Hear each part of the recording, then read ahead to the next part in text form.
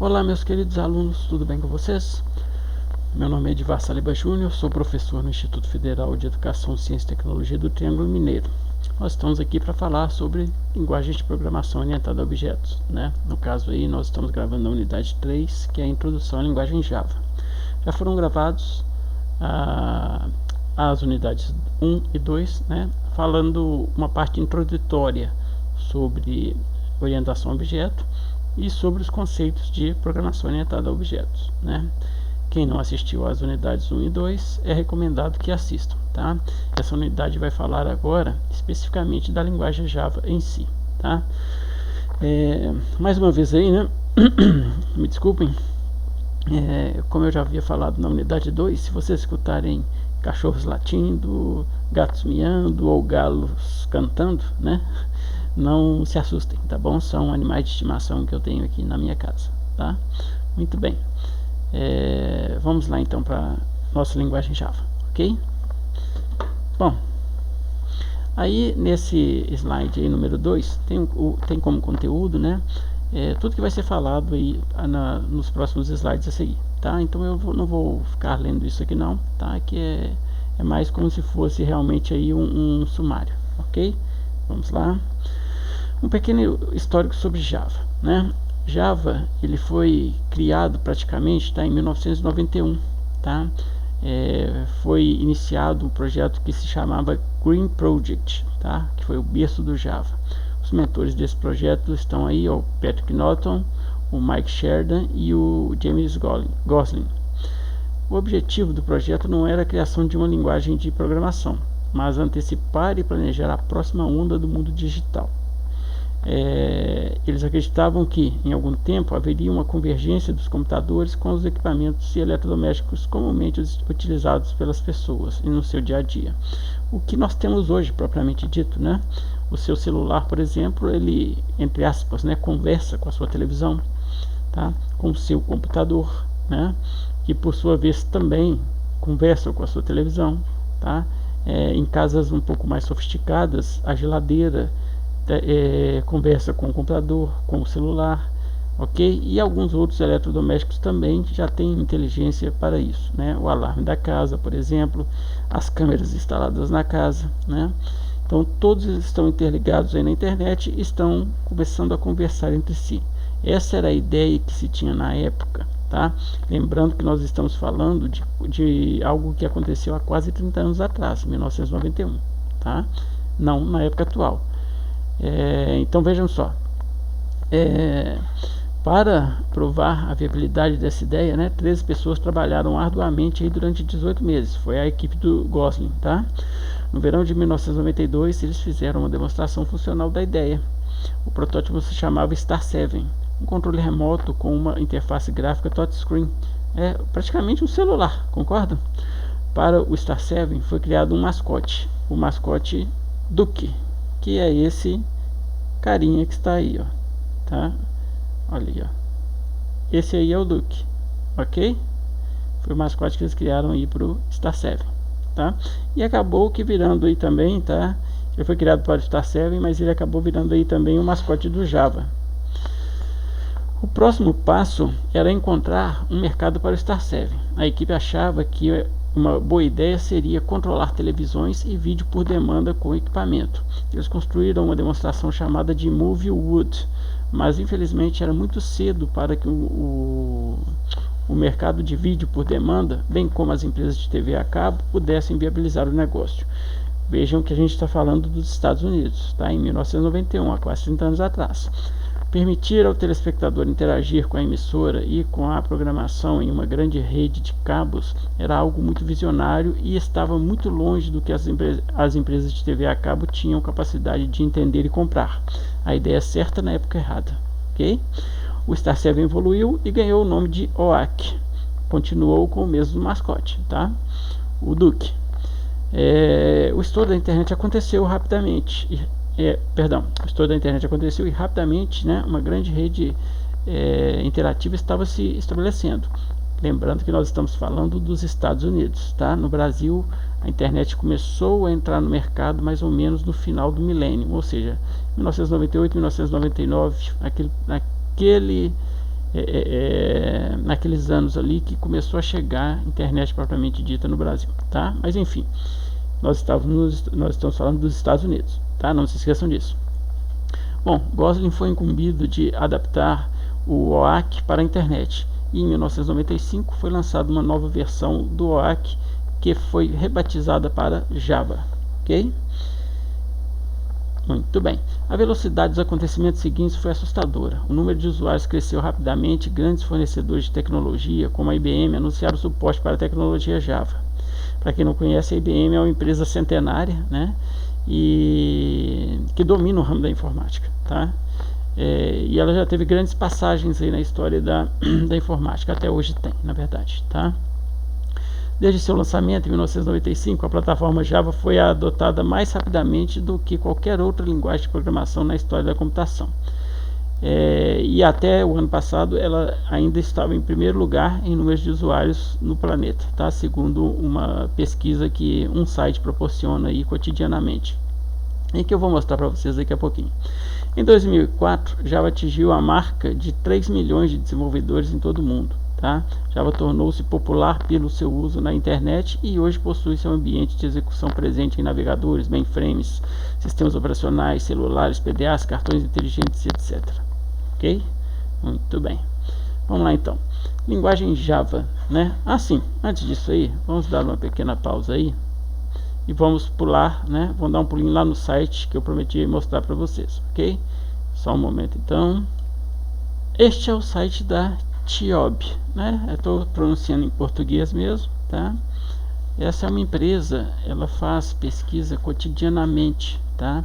E ela mostra aí, nós vamos rodar o site um pouquinho para cima daqui a pouco, tá?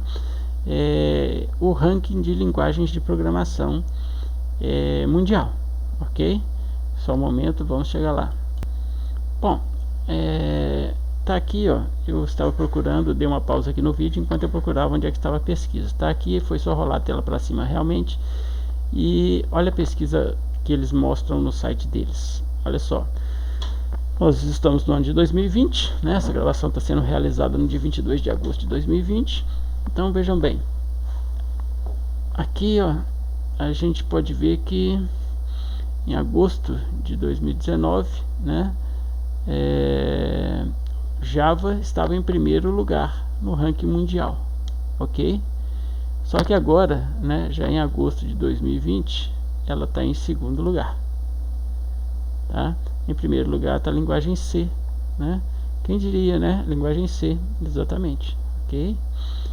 E a diferença aí, ó, parece pequena, mas é 1,83%. Em se tratando de nível mundial, né? Quantos milhões de programadores não existem no mundo? Isso aqui é um número bem significativo, ok? Em terceiro lugar aí, ó, vem Python. Não sei se vocês notaram, mas tem uma setinha aqui vermelha, ó, tá vendo, ó, que Java está em queda, tá? Linguagem C está em ascensão, verde para cima, né? As que não tem estão estabilizadas, tá? A terceira linguagem aí mais utilizada é Python, com um percentual aí de 9,69%, mas teve uma queda aí de 0,33%, tá? C++ estabilizado, teve um pequeno aumento também. C# estabilizado, também teve um pequeno aumento. Visual Basic é a mesma coisa, né? Estabilizado, mas teve um pequeno aumento. JavaScript estabilizado, teve um pequeno aumento. Linguagem R, olha, dupla seta, tá vendo? Então, olha só, em agosto de 2019 ela estava em 20ª posição, pulou para 8ª, ok? Então aqui ela teve um grande aumento, né? Subiu 1,97%. A linguagem C também, ó, subiu 1,83%, por isso que ela passou na frente de Java esse ano, tá? Muito bem, então isso aqui é um pequeno ranking, né, das principais linguagens. Não tem todas aí, tá? Mas tem as principais linguagens, tá? Isso aí foi só para a gente matar a curiosidade. Quem quiser saber mais informação, basta acessar o site, né, da TIOB, ó, www.tiob.com, tá? Isso, ó, né, aqui é TIOB tracinho index, né? Se você entrar no site deles principal, já cai aqui na página principal. Isso aqui está na página principal, só rolar a tela para cima, ok? Vamos então voltar à nossa apresentação. Bom, então vamos falar da linguagem Java, né? É uma linguagem de programação orientada a objeto, tá? Que é um dos conceitos mais modernos que tem de programação atualmente, ok? Nós já falamos, né, na unidade 2, se não me falha a memória, perdão, na unidade 1, né? Lembrando aqui, né, a unidade 1 realmente, nós falamos sobre os paradigmas de programação, né? E tem um novo paradigma que é além, né, que veio depois da orientação a objeto, que é a programação orientada a aspecto, mas que, como a gente já comentou, né, tá bem restrito ao meio acadêmico ainda, ok? Muito bem. Então vamos voltando aí. É uma linguagem de programação orientada a objeto, tá? Foi desenvolvida na década de 90 por Jamie Gosling e sua equipe, tá? Na empresa Sun Microsystem. A Sun Microsystem não existe mais, tá? Já há muitos anos. Eu não me recordo exatamente quando foi, mas a Oracle comprou a Sun Microsystems, tá? A Oracle é a empresa que produz o banco de dados Oracle, ok? A Sun Microsystems produziu, além do Java, o MySQL, o banco de dados MySQL, ok? E então, assim, acho que esses dois produtos, né, o Java e o MySQL, foram os produtos mais famosos da Sun Microsystems, tá? E ela deixou de existir depois que a Oracle comprou, né? Então tudo passou a ter o nome, carregar o nome Oracle aí. Okay? Muito bem. Diferente das linguagens convencionais, para executar um programa feito em Java é necessário que se tenha instalado no sistema operacional, melhor dizendo, né, uma JVM, que é a Java Virtual Machine. E uma vez compilado, né, um programa pode ser executado em qualquer SO que tenha a JVM instalada. Veja bem, qual que é a diferença então? Quando você faz um programa na linguagem C, por exemplo, o que acontece? Você abre o seu Windows, né? Abre um compilador qualquer, né? Por exemplo, o CodeBlocks, né? Você faz o seu programa lá no CodeBlocks, compila ele e gera um arquivo .exe, ok? Depois que você gerou aquele .exe, você não precisa mais do compilador, né? Nem da interface ali, da IDE que você usou para programar. Se você for lá no sistema operacional Windows, der 2 cliques no arquivo, ele executa o programa para você, ok? Muito bem. Ou seja, quando você gerou o programa na linguagem C, no CodeBlocks, e compilou ele dentro do Windows, você automaticamente gerou um programa que vai rodar somente na plataforma Windows. Se você copiar aquele arquivo para um pendrive e colocar ele num computador que tenha Linux, aquele arquivo .exe, ele não vai funcionar, ok? Muito bem. A mesma coisa ocorre se você abrir o Linux, abrir o CodeBlocks, fizer um programa em C, compilar ele para Linux, depois tentar copiar ele para um pendrive e tentar rodar esse programa compilado, né, em Windows. Não vai funcionar, tá bom? Por quê? Porque o programa foi feito numa plataforma e compilado para a plataforma. O grande diferencial de Java é esse. Quando você compila um programa em Java, você não gera um código para a plataforma. Você gera um código que a gente chama de bytecode, tá? Esse bytecode ele pode ser executado em qualquer plataforma. Ou seja, no Windows, no Linux, no macOS, qualquer uma delas, tá? Desde que essa plataforma aceite a instalação da JVM, da Java Virtual Machine, ok? Então esse é um grande diferencial de Java, ok? Você não está amarrado a uma plataforma só. Muito bem. Vamos lá então. JVM, né? A compilação de um programa feito em Java não gera um arquivo executável, como eu disse para vocês no slide anterior, mas sim um bytecode a ser executado pela JVM, a Java Virtual Machine. Um programa fonte em Java deve possuir a extensão .java. Nós já vimos isso na aula anterior, né? Na unidade 3. Desculpe, na unidade 2. Um programa Java compilado deve possuir a extensão .class, ok? Vejam que não é um .exe como no Windows, tá bom? Muito bem. Vamos lá. Então, a grande diferença está aí, ó. Nesse desenho aí, ele mostra a diferença para vocês exata de sistemas convencionais, né, para um sistema em Java, ok? Vejam que quando você faz um programa na linguagem C, né, lá no Windows, por exemplo, então o seu programa vai ser esse bloquinho aqui, ó, laranja, tá? Que é esse aplicativo aqui, tá? O seu aplicativo vai mandar mensagens para o sistema operacional, ok? O sistema operacional vai responder para o seu aplicativo, né? Em determinados momentos, seu sistema operacional vai mandar mensagens para o hardware e o hardware vai responder para o sistema operacional, que responde para o seu aplicativo. Tá bom? Muito bem. Então vejam que a comunicação é direta do aplicativo com o sistema operacional, tá? Então, um aplicativo feito em linguagem C, ele é compilado para o sistema operacional. Por isso que ele sabe conversar diretamente com o sistema operacional, tá bom? Agora vamos ao aplicativo feito em Java. Olha só, do lado de cá, né, nós temos aqui um aplicativo convencional, né, que conversa diretamente com o sistema operacional, tá? Esses dois sujeitos aqui, ó, conversam entre si, esses dois bloquinhos, o laranja e o amarelo. Ok, as setinhas aí, tá bom? E o hardware, né, conversa com o sistema operacional. Agora, olha o aplicativo feito em Java aqui em cima, ó. Vejam que entre o aplicativo Java e o sistema operacional existe aqui no meio, ó, uma JVM, tá? E é essa mágica que faz com que você escreva o código do aplicativo Java uma única vez, compila ele e pode executá-lo em qualquer plataforma, qualquer sistema operacional que tenha a JVM instalada, tá? A JVM aqui no caso, ela funciona como se fosse um tradutor intérprete, né? A gente pode imaginar o seguinte, olha, o programa em Java conversa em japonês, por exemplo, tá? O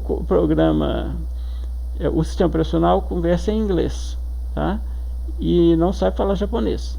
Então entra a JVM aqui que sabe falar japonês e inglês, para que o programa Java mande as instruções para a JVM, a JVM traduz para um idioma que o sistema operacional entenda e fala com o sistema operacional. O sistema operacional, por sua vez, executa a ação, né, ou solicita o hardware que execute, né, e manda a resposta para a JVM, que por sua vez manda a resposta para o programa em Java, tá bom? Muito bem. Aqui não, quando você tem o aplicativo feito para a plataforma, ele sabe conversar com a plataforma, os dois conversam em inglês, então um fica trocando mensagem diretamente com o outro, ok? Qual que é o problema de ter a JVM aqui no meio? Olha, na verdade não tem quase problema nenhum, a única diferença é aqui. Como você tem um intermediário entre a conversa do seu aplicativo com o sistema operacional, você pode de cara observar o seguinte, ou melhor, nem observar, né? Deduzir que esses programas feitos em Java geralmente vão ser um pouco mais lentos, né, em termos de execução, do que um programa similar feito para rodar diretamente sobre a plataforma. Por quê? Porque não vai ter esse sujeito aqui, ó, né, não vai ter o intermediário aqui, ok? Então, com certeza, se você tiver dois programas com código-fontes idênticos praticamente, né, um feito em Java e outro feito em outra linguagem de programação aqui para uma plataforma qualquer, esse aqui vai ser um pouco mais rápido na execução, tá? Muito bem. Entendido? Ok, então, vamos lá. Continuando, né? Case sensitive. Java, tá? Como sistema operacional Linux, é uma linguagem case sensitive. O que é que isso quer dizer? Ué, muito simples. Quer dizer que se você escrever, você vai declarar uma variável. Declara-se variáveis da mesma forma que na linguagem C, tá? Ou seja, coloca o tipo, depois o nome da variável. Então, se você escrever int, o i com letra maiúscula, tá errado, tá? Por quê? Porque o comando é int com letra minúscula, tá bom? Então ele declarou aqui int quantidade, mas está errado. O correto seria dessa forma, ok? Por quê? Porque a linguagem é sensível à caixa, tá bom? O que é ser sensível à caixa? Ser sensível à caixa, ou ser case sensitive, é você distinguir as letras maiúsculas das letras minúsculas. Por exemplo, o Windows, se você quiser criar, entrar num diretório qualquer e quiser criar um arquivo, por exemplo, quer ver? Só um momento, um momentinho, vamos só um exemplo.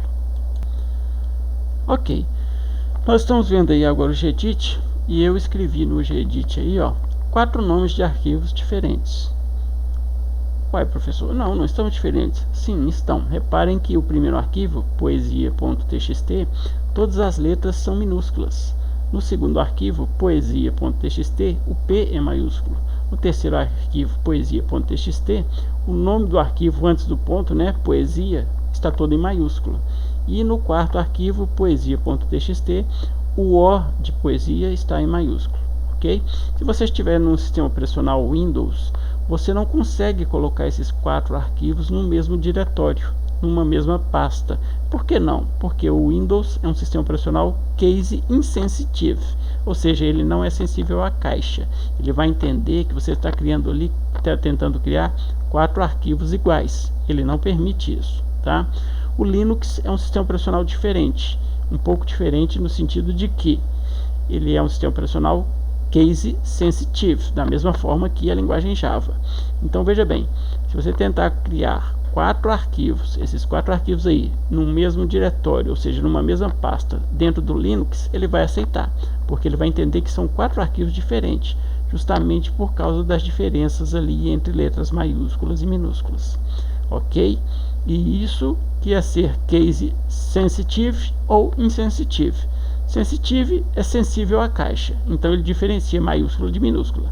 Insensitive quer dizer que ele não é sensível à caixa, então ele não diferencia maiúscula de minúscula. Ok? Muito bem, então vamos voltar à nossa aula. Bom, cientes dessa diferença agora então, né, nós sabemos aí o porquê, né, de que int com I maiúsculo está errado, tá? Porque a linguagem Java é uma linguagem case sensitive, ela é sensível à caixa, ok? Aí temos uma árvore, né, mostrando aí os tipos de dados que são possíveis de serem utilizados numa linguagem Java, tá? Ali temos lá tipos de dados Java, né, é o primeiro item da árvore, tipos primitivos, tipos numéricos, tipos inteiros, né, ó, short, int, long. Os caracteres, né, que é o char, também são inteiros e assim por diante, tá? Não vou ficar entrando em detalhe aí não, tá? Quem quiser depois dá uma olhadinha mais minuciosa nisso aí, tá bom? Vou falar detalhadamente, nem tanto também, nesses slides adiante a seguir, ok? Muito bem, adiante a seguir ficou estranho, né? Enfim, adiante. Java possui os seguintes tipos básicos de dados: boolean, tá? Que são valores booleanos, true e false. Quando você cria uma variável do tipo boolean, ela só aceita um desses dois valores, true ou false, ok? Muito bem. O byte seria um inteiro de 8 bits, tá? O short um inteiro de 16 bits, o int um inteiro de 32 bits e o long um inteiro de 64 bits. Qual que é a diferença dessas 4 variáveis inteiras? Simplesmente a capacidade numérica que você consegue colocar dentro delas, mais nada. Tá? 8 bits você vai atingir um número no máximo, né? Se você pegar só a parte inteira, de 255, né? Ou seja, 8 bits você consegue colocar números de 0 a 255, sem considerar aí a parte negativa, tá? Muito bem. Em 16 bits você já consegue 32.000 e alguma coisa, né? 767, se não me falha a memória, tá? E assim por diante, ok? Ok, então olha só, diferentemente da linguagem C, né, o que tem de diferente aí é só o boolean praticamente, né? Acho que todos os outros tipos, se bem me recordo, tem na linguagem C. Não me recordo direito se na linguagem C tem o tipo byte, mas eu tenho com certeza que sim. Enfim, isso não nos interessa mais, né? C ficou para trás por enquanto, né? A gente viu que ela está no primeiro lugar do ranking esse ano, ok? Em utilização mundialmente falando. Tipo string é um tipo de dados, né, que a linguagem C não tem da maneira que é estruturada aqui no Java, tá? Olha só, em Java string é uma classe pré-definida, tá? Cada string utilizada no programa é um objeto do tipo string.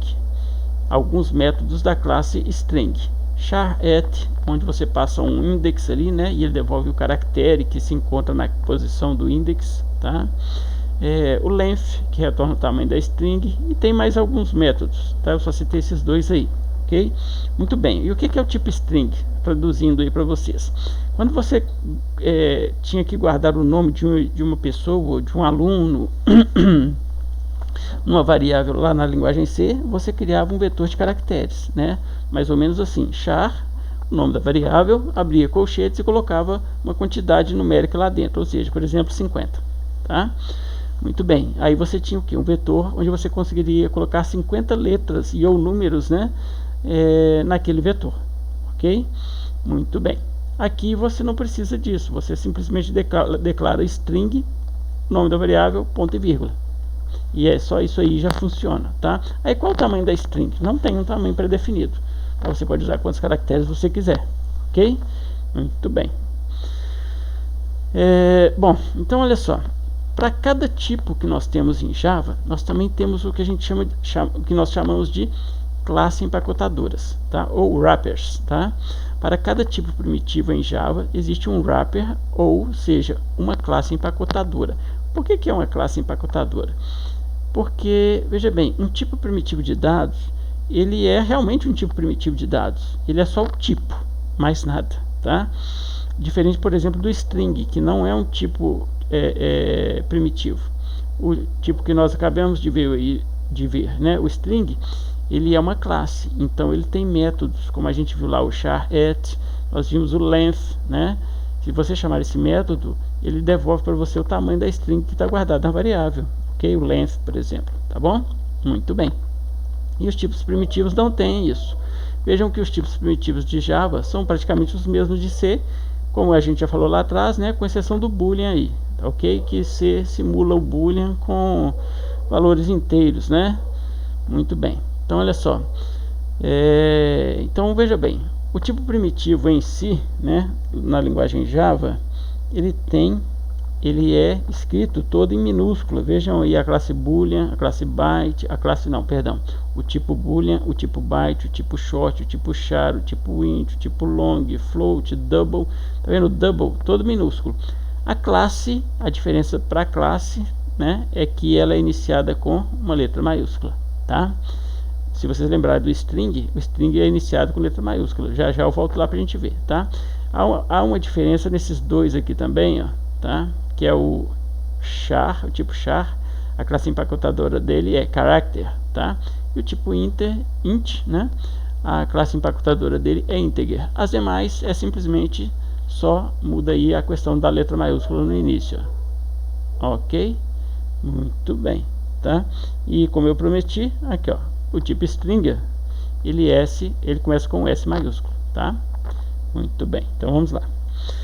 Métodos das classes empacotadoras. As classes empacotadoras possuem diversos métodos que podem auxiliar o programador em diversos momentos. Por exemplo, na conversão de dados. Olha esse programinha aí, tá? Eu só peguei a parte central do programa, não peguei assim na assinatura da função main, nada disso, tá? Veja bem, eu criei uma string que se chama ss e já atribuí para ela ali um número, ó, 1, 2, 3. Só que esse número está entre aspas, então esse número também é um string, né? Logo abaixo eu criei uma variável inteira que chama total, tá? E agora eu quero converter, porque eu quero atribuir a variável total o valor de 100 mais 1, 2, 3, ok? Como é que eu faço isso? Olha só, se a variável total é um int, né? E se o 1, 2, 3 ali é uma string, então eu posso chamar a classe empacotadora, tá? Veja bem, vamos voltar aqui no slide anterior, primeiramente, aqui ó, a classe empacotadora de int é integer, tá ali, né? Ó, muito bem. Então olha só, então para eu fazer a conversão de ss, que é do tipo string, para um tipo inteiro, eu chamo aqui ó, a classe empacotadora integer, né? Ponto, tem um método que se chama parseInt, onde eu passo um string, ele converte essa string para mim para o número inteiro. Então este método aqui ó, convertendo o número para inteiro, então eu vou ter 1, 2, 3 do tipo inteiro, mais 100 vai dar 223, que vai ser atribuído para a variável total, que é do tipo inteiro, ok? Então veja bem, essa é uma das utilizações das classes empacotadoras, tá? Elas têm diversos métodos aí que são úteis, né, para conversão de dados principalmente, tá bom? Tem outros métodos também, mas os principais aí realmente são para conversão de dados, tá? Inteiro para string, float para inteiro, float para string, float para double para int, etc, tá? Muito bem. Operadores em Java, né? Os aritméticos são os mesmos da linguagem C. Olha aí, ó, mais, menos, divisão, multiplicação, módulo, né? Mais, né? Que é me fugiu o nome aqui, né? Quando você tem a mais, o operador de incremento, né? A mais, ele pega o valor que a variável A tinha e incrementa mais um, né? E o menos, que é o operador de decremento, né? Que ele decrementa o valor da variável, né? Então, se eu colocar A menos, ele vai pegar o valor que a variável A tinha e vai decrementar um dessa variável. Operadores lógicos, né? São esses aí, né? Nós temos a negação, o i, o ou, o maior que, menor que, maior ou igual, menor ou igual, igual e o diferente, ok? Idênticos os que vocês usavam na linguagem C, sem mudar nada, absolutamente nada. Muito bem. Pacotes ou packages, né? Em Java, as classes são organizadas em pacotes. Em um pacote deve-se colocar um conjunto de classes relacionadas. A palavra reservada package indica o pacote ao qual a classe pertence. Ok? Veja bem, quando a gente cria um programa em Java, tá? Toda classe que você criar, ela vai dentro de um determinado pacote. Lembra lá no iniciozinho da segunda unidade que nós gravamos? Eu falei com vocês, olha, da unidade 2, eu falei com vocês, conceito fundamental em Java, né? Organização, em Java não, perdão, em orientação a objeto, organização, ok? O iniciozinho mesmo, se não me engano, o terceiro slide. Então vejam bem uma coisa, para que as classes fiquem organizadas, né? A gente pode criar pacotes, ok? E colocar as classes que têm relação umas com as outras, né? Por exemplo, se eu vou criar um ERP, que é um Enterprise Resource Planning, né? Um software que controla uma empresa como um todo. Então eu vou ter lá um departamento de RH, um departamento financeiro, um departamento de controle, um almoxarifado e assim por diante. Então as classes que tem a ver com almoxarifado, eu crio um pacote almoxarifado, coloco um pacote almoxarifado. As classes que tem a ver com o departamento de RH, eu crio um pacote chamado RH, coloco dentro do pacote RH e assim por diante, tá? Então o pacote corresponde a uma pasta no diretório, tá? Ou seja, no sistema operacional que você estiver utilizando, ok? Basicamente é isso, tá? Então falou package, igual tá aí nesse código aí, ó, package RH, ó, tá aqui em cima, ó, package RH, não é isso? Quer dizer que esta classe funcionário tá dentro de uma pasta que se chama RH, tá? Mais adiante nós vamos ver isso aí na prática. Okay, eu vou abrir o Eclipse, que é a ferramenta que a gente vai usar nessa disciplina, tá? Para a gente ver isso aí mais de maneira real, realmente, né? Muito bem, vamos lá então. Eu estou falando isso por quê? Porque na linguagem C você não tem packages, tá?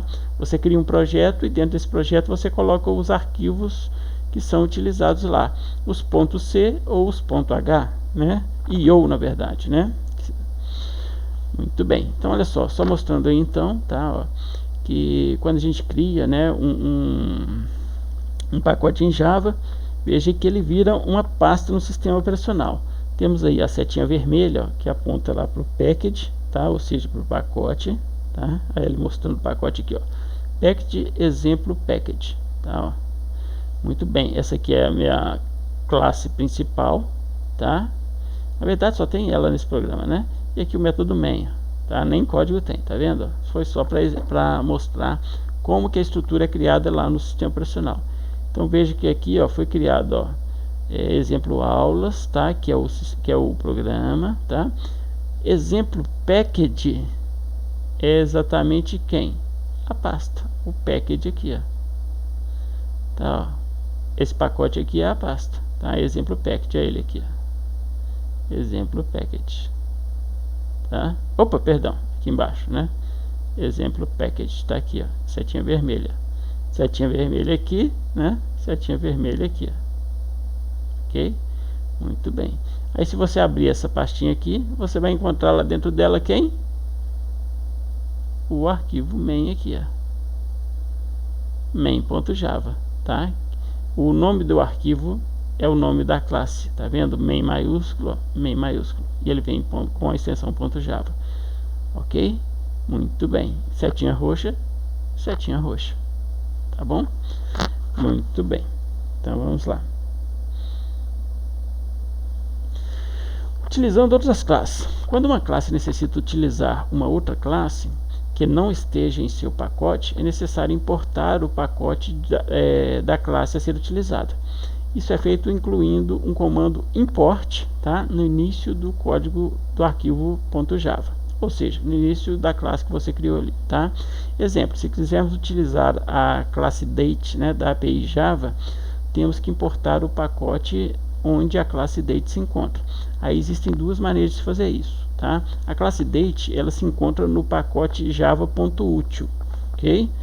Java.util, como vocês podem ver aí em azul, né? Escrito em azul, java.util, tá? Então eu posso importar, eu posso dar um import java.util asterisco, estou importando todas as classes que tem lá dentro desse pacote, né? Ou então apenas a que eu precisar, java.util.date. Toda classe tem inicial maiúscula, aqui, ó, tá?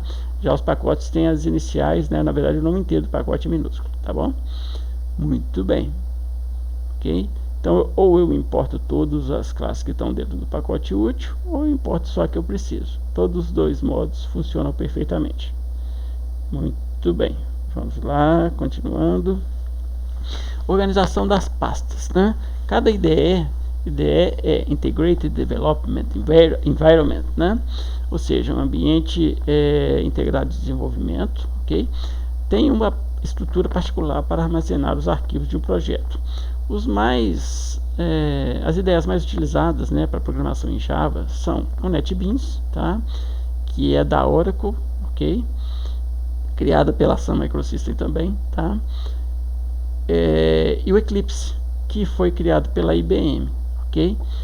E só que o Eclipse ele é bem mais utilizado do que o NetBeans, tá? A verdade é essa. Mas enfim, né? Por exemplo, o NetBeans organiza os arquivos de acordo com a estrutura a seguir. Ele cria uma pasta build que contém ali arquivos bytecodes compilados, né, que são os .class, organizados em pacotes. Cria também uma pasta dist, né, que contém arquivos .jar gerado, uma pasta nbproject, ou seja, NetBeans Project, né, contém aí arquivos de configuração gerados pelo NetBeans. E a pasta src, que é a abreviatura de source, né, origem, onde ficam os arquivos aí fontes .java, organizados em pacotes também, ok? Muito bem. O Eclipse tem uma configuração, né, é quase igual a essa aí. Claro que ele não vai ter a pasta nbproject, né? Mas ele tem uma configuração de pastas bem parecida com essa aí também, só que não está expressa aqui nessa apresentação, tá? Quando eu fiz essa apresentação, eu era apaixonado com NetBeans, então eu usava só NetBeans. Agora não, agora eu resolvi, na verdade já faz algum tempinho, né? Então eu resolvi apresentar para os alunos do Instituto as duas ferramentas que eu falei que são mais utilizadas. Primeiramente o NetBeans, primeiramente o Eclipse, tá? Em linguagem Java, e depois na disciplina de programação visual a gente vê o NetBeans, tá bom? Muito bem, então vamos lá. Modificador de acesso. Agora nós vamos falar daquele modificador de acesso, né, que eu citei lá na unidade 2, ok? A gente viu aí, ó, vou voltar aqui atrás, aqui, muito bem. Vejam que quando eu crio um programa Java, né, aqui a minha classe, olha só, ela inicia aqui com a palavrinha public, olha aqui, ó, public class, tá? E a minha função também, ó, public static void main, né? Esqueça o static aqui por enquanto, tá? A questão nossa aqui é o public aqui e o public aqui, tá? Muito bem. A isso aí, tá? Dá-se o nome de modificador de acesso, ok? Modificador de acesso. Aí, tá certo agora. Existem alguns que são esses que estão citados aí, ó. Primeiro, abstract, para métodos, detalhe, tá? Modificador de acesso para métodos. Primeiro, abstract, método abstrato, sem corpo. Quando eu coloco esse modificador aí, né? Quer dizer que o método não vai ter corpo, vai ter só assinatura. Eu posso fazer isso? Pode, tá? Em algumas circunstâncias. Depois nós vamos ver como fazer isso e quando fazer isso, tá? Eu posso usar também o modificador final, né? Final quer dizer que o método não pode ser redefinido a partir daquele ponto onde foi usado o final, ok? Mas como assim ser redefinido? Bom, isso é um conceito que nós vamos ver em herança, tá? Que vai ser algumas unidades para frente. Então lá na frente a gente vai entender melhor esse final aí, ok? Vamos só entender ele parcialmente por enquanto, tá? Muito bem. O public eu já expliquei para vocês, né? Public significa público em português, né? O método pode ser acessado por outras classes, tá? Veja bem então, uma coisa que é pública, a gente sabe que é algo que qualquer um pode pegar, qualquer um pode usufruir, qualquer um pode utilizar, ok? E público é exatamente o antônimo, né? O oposto de private, ok? Que está logo abaixo, ó. Método só pode ser acessado pela própria classe. Uma coisa que é privada, né, é algo que é particular, ok? Então, assim, por exemplo, as roupas, né, de uma pessoa. As roupas são uma coisa particular dela, né? Ela não doa, não empresta, né? Às vezes até empresta, mas assim não é muito comum não, né? Tá? É algo particular, tá bom? Muito bem. O que é público não. Público, por exemplo, a rua é pública, o pessoal fala assim, né? Vou ficar aqui porque a rua é pública, né? Sim, a rua realmente é pública. Então a pessoa pode andar, qualquer pessoa pode passar pelas ruas, ok? Muito bem. Mas né, já a sua casa, por exemplo, é algo privado. Tanto é que você geralmente coloca um muro e um portão, né? Se alguém quiser entrar na sua casa, ele pode, só se você deixar, ok? Muito bem. Temos aí um modificador de acesso também, que é o protected, tá? Olha só, método pode ser acessado por classes dentro do mesmo pacote ou pelas subclasses. O pacote a gente já sabe o que é, né? É um lugar onde a gente coloca classes que estão relacionadas, ok? Muito bem. E agora o que são subclasses? Aí, subclasses, nós vamos bater mais uma vez lá no conceito de herança, tá? E isso aí eu vou explicar para vocês em outra etapa deste curso, ok? Por quê? Porque aí já é um conceito um pouco mais avançado. Não adianta eu tentar explicar isso aqui para vocês agora, tá? Porque vai confundir a cabeça de vocês. Em princípio, vocês têm apenas que saber que existem esses modificadores aí, tá? Abstract, Final, Public, Private, Protected e o Static, né? O Static aí então é método compartilhado por todos os objetos da classe com acesso a apenas campos estáticos. É um outro conceito que eu também só vou explicar lá na frente, ok? Agora não, porque senão eu vou apenas confundir a cabeça de vocês. Saibam que esses modificadores existem para métodos, lembrando que métodos são funções, ok? Muito bem. Modificadores de acesso para atributos. Atributos são as variáveis, aquelas que carregam as características do objeto, tá? Vejam que são parecidos com os dos métodos, né? Olha só, temos o final, ou seja, o atributo é uma constante. Quando um atributo é declarado, né, a gente não declara ele da mesma maneira que declara uma variável? Sim, é isso mesmo? Então, e eu já expliquei para vocês, né, ele é uma variável, ok? Porém, se você colocar esse modificador nele, final, quer dizer que ele passa a ser uma constante e automaticamente você tem que atribuir um valor para ele imediatamente, ok? Muito bem. Temos modificador de acesso aí também, o public, né? Quer dizer que o atributo pode ser acessado por outras classes e por qualquer parte e em qualquer parte do código, diretamente, sem ter que usar um método getSet, como eu expliquei na unidade 2, ok? Muito bem. Então veja bem, é uma boa prática de programação? Não, pelo contrário, horrível, tá? Porque você perde todo o controle do objeto se você colocar os atributos como public, tá? E não tem nem muito sentido criar métodos se você colocar tudo como public, ok? E em princípio, as nossas aulas, vocês vão colocar todos os atributos como private, ok? Muito bem. Então, private, né? O atributo só pode ser acessado pela própria classe, tá? É algo privado, é algo particular da classe, tá? Alguém extra, né, fora da classe, só coloca valor nos atributos, da maneira que você deixar colocar, né? E só ver os valores dos atributos da maneira que você deixar vir. Como? Através dos métodos get e set, que a gente já falou sobre eles, né? Muito bem. Temos o atributo protected, né? Atributo não, perdão. O modificador de acesso protected, né? O atributo pode ser acessado por classes dentro do mesmo pacote ou pela subclasse. Mais uma vez, pacote a gente sabe o que é, né? É aquele lugar, né? Aquela pasta no sistema operacional onde a gente vai colocar as classes que têm uma relação entre si, tem relações entre si, né? E as subclasses, mais uma vez, repito para vocês, né? Vai entrar lá no conceito de herança, né? Que a gente vai falar mais adiante, tá? Daqui a algumas unidades, ok? Muito bem, então serão cenas para os próximos capítulos, ok? Muito bem, e agora esse aí é um pouquinho mais complicado, tá? Olha só, o static. Quando o static é colocado em um atributo, tá? Quer dizer o seguinte, quer dizer que um único atributo é compartilhado por todos os objetos que forem criados, instanciados a partir daquela classe. Isso é difícil de explicar, difícil de entender, tá? Inclusive eu nem vou explicar isso agora, ok? Vocês vão entender o seguinte. Vocês sabem o que são gêmeos siameses? Sim, né? São aquelas pessoas, né? Por exemplo, que nascem coladas uma com a outra, né? Geralmente faz uma cirurgia para separar os dois corpos, né, dos gêmeos siameses. Então vejam bem, esses gêmeos, eles, por exemplo, eles nascem colados pela cintura, onde ali talvez eles tenham só um estômago, ok?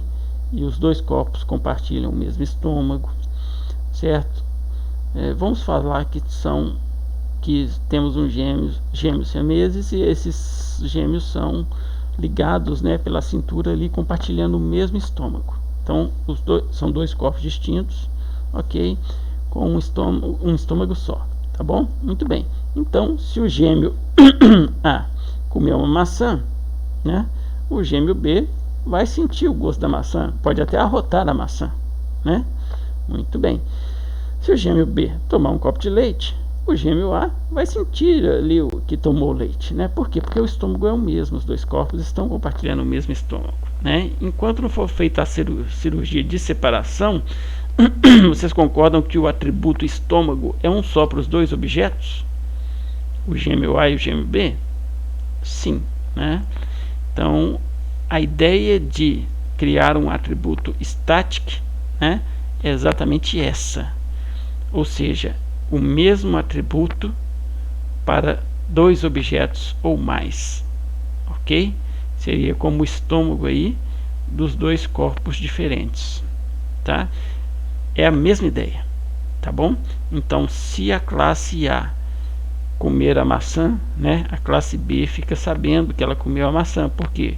Porque o atributo que vai armazenar a maçã também é da classe B e é o mesmo atributo, não estão separados, tá? Os gêmeos siameses nascem colados um no outro. Quando você cria um atributo static, você cola uma classe na outra através daquele atributo, tá bom? Essa é a ideia, tá? Ou melhor, mais para frente, né, a gente vai chegar a utilizar e vai entender isso aí um pouquinho melhor, tá bom? Vamos lá.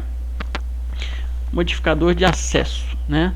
A omissão do modificador de acesso implica em um atributo ou método público para as classes que estiverem no mesmo pacote e privado para as demais. Ué, professor, como assim? Olha, quer dizer o seguinte, olha, que quando você for declarar uma classe, né, presta atenção, quando você declarar uma classe, se você esquecer de colocar a palavrinha public, quer dizer que essa classe, né, vai ser pública para as classes que estiverem no mesmo pacote, tá? Privada para as demais. E o mesmo vai acontecer com quem? Com os métodos, ou com os atributos e também com os métodos, ok? Muito bem, então vamos lá. Então quer dizer que eu posso esquecer de colocar o privado ali, não vai funcionar o programa? Vai, vai funcionar desde que você obedeça a regrinha do slide anterior, tá? Muito bem, então vamos lá. Interface do objeto. Uma classe é conhecida exatamente por sua interface, que descreve os serviços que ela fornece e como eles podem ser utilizados, ocultando a sua implementação. Também falamos isso na unidade 2, né? A ideia da orientação ao objeto é você usar os métodos, usar o objeto, né, os métodos que ele possui, sem se preocupar com a implementação que foi feita, né? Fizemos lá a analogia com o carro, né? Para você ser motorista de um carro, você não precisa saber como é que o motor funciona, tá? Basta você saber dirigir o carro. Os membros públicos de uma classe constituem a sua interface, ou seja, somente os membros públicos serão vistos e poderão ser utilizados pelo sistema. Informações que fazem parte da interface da classe. O nome da classe, que é pública, né? A assinatura dos construtores, que também são públicos, os métodos públicos e os atributos públicos da classe. Ou seja, a interface que o usuário daquele objeto vai ver é só e somente o que for público. O que for privado, protected, o usuário do objeto não vê. E vejam que eu estou falando do usuário do objeto. O usuário do objeto é um programador. É diferente do usuário do software, que pode ser até uma pessoa leiga em informática. Ok? Muito bem. Então vamos lá. É bom saber, né? Olha só, é um erro de programação.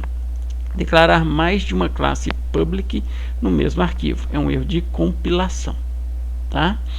Então, se eu tentar declarar mais de uma classe no mesmo arquivo e ambas forem public, né, públicas, vai dar um erro de compilação. Tá? Não tem jeito, o Java não aceita, tá bom? Se uma das classes não for pública, beleza, mas se todas as duas forem públicas, não funciona. Exemplo de código Java, tá? Para a gente terminar então, olha só, public class olá mundo, vamos entender isso aí, ó. Detalhe, olha só, isso aí é um comentário bacana em Java, tá? Olha lá, a gente começa com barra, asterisco, asterisco e asterisco barra, dá um enter, aí ele gera os pontinhos para você, ó, tá? Aqueles monte de asteriscozinhos lá, não foi eu que coloquei não, você vai escrevendo, vai dando enter, ele vai gerando para você, tá? E tem outra finalidade também que a gente vai entender mais adiante, tá bom? Muito bem, então olha só, método que executa, né, o programa. Public, o que significa public? É visto em qualquer lugar da aplicação. Static é iniciado automaticamente pela JVM, sem precisar de uma instância. Depois eu vou explicar logo, tá? Void, método sem retorno, retorno vazio. Main, nome do método que é obrigatório ser este, tá? Por quê? Porque todo programa tem que ter um método onde ele vai começar, né? E nesse caso aqui é o método main, tá? Classe principal, tá? Então veja que eu estou falando aqui nesse comentário, né? Isso aqui é um comentário grandão, tá? Falando, ó, public é esse carinha aqui, ó, né? O static é esse carinha aqui, ó, tá? O void é esse carinha aqui, o main é esse carinha aqui e o string args, né? Olha, um array de argumentos que pode ser passado na chamada do programa. Então eu posso passar aqui, ó, argumentos na chamada do programa, tá? System.out.println, como eu falei na unidade 2, né? Seria o mesmo que o printf lá da linguagem C. Então ele imprime na tela do computador o seguinte, olha, olá mundo, tá? Muito bem. E basicamente é isso. Agora vejam bem uma coisa, o static aqui, que eu acho que é o mais complicadozinho aqui, ó, tá? Por que meu método main tem que ser estático? Muito simples, porque eu estou dentro de uma classe aqui, ó, olá mundo, tá? Agora, lembra que eu falei para vocês na unidade 2 que para eu utilizar um objeto ele tem que ser criado, né? E falei também para vocês que a classe é a forma do biscoito. O que sai de dentro da classe, que é o biscoito, é que eu utilizo como objeto, ok? Muito bem. Agora veja bem, para eu poder instanciar uma classe, eu tenho que estar dentro de um código de um programa, não é isso? Muito bem, ou seja, aqui na função main, por exemplo, né, eu posso instanciar outros objetos aqui e outras classes aqui dentro, tá? Mas aí eu te pergunto, se a função main é a primeira função do programa, quem que vai instanciá-la? Né? Ou seja, não existe ninguém para instanciar a função main, ok? E é por isso que ela leva este modificador aqui, ó, static, tá? Para que ela não precise ser instanciada, senão não funciona. Eu não tenho quem instanciar a função main, tá? Que está dentro dessa classe olá mundo. A verdade é essa, né? O programa vai começar a ser executado por aqui. Então quem que vai instanciar a main? Não tem ninguém. E por isso que ela usa o static aqui, tá bom? E é isso, senhores, senhoras, né? Assim a gente encerra praticamente a nossa unidade 3, tá? Introdução à linguagem Java, tá? Mais adiante agora nós vamos começar aí ver uns exercícios, fazer uns exercícios, né? E entrar realmente mais na parte prática da disciplina de programação orientada a objetos, ok? Então, muito obrigado por quem esteve até aqui comigo, tá certo? Continuem estudando, tá? Mais uma vez, quem não viu a unidade 1 e 2, vejam a unidade 1 e 2. Se vocês prestaram bastante atenção no vídeo, viram que eu falei muito nas unidades 1 e 2 aqui, né? Os conceitos são gradativos, tá? A gente vai passando aos pouquinhos para a gente montar o hall de conceitos lá no final, tá bom? Muito bem, então no mais é isso. Aguardo vocês na unidade 4, ok? Um forte abraço.